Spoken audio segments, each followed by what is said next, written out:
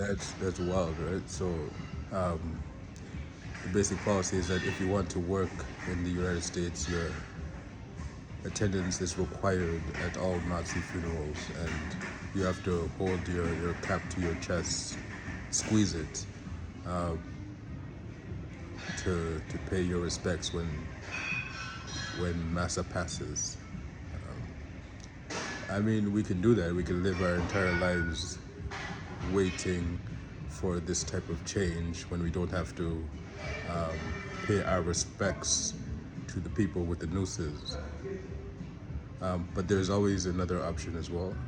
You can plot your exit, and it doesn't have to be a literal or physical exit, although that is a pleasant option.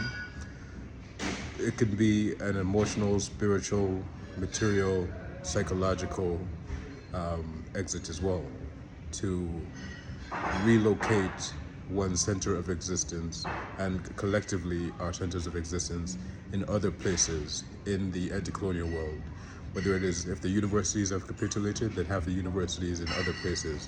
If the arts and cultural institutions have capitulated, then have their arts and cultural institutions in other places. And to think of them as centered as other places and not always revolving around the center, which is this colony, which is the United States. That might be extremely beneficial.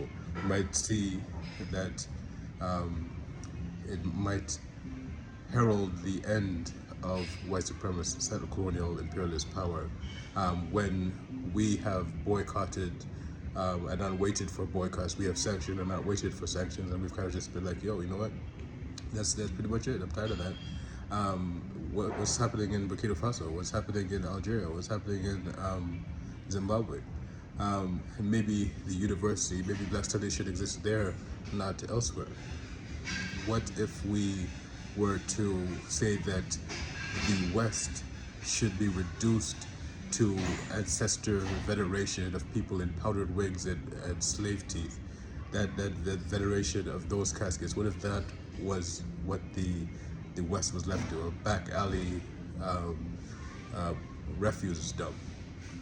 And all art, all thought, all philosophy, all our resources and our trade, etc., like the old folks were saying, to separate from these people and to build elsewhere, to where there are places that are under current imperialist steel-toe boots, to take our ideas, our contributions, our existence, etc., and relocate them elsewhere and build up a world that does not only require us to smile and tap dance with our head and deuces.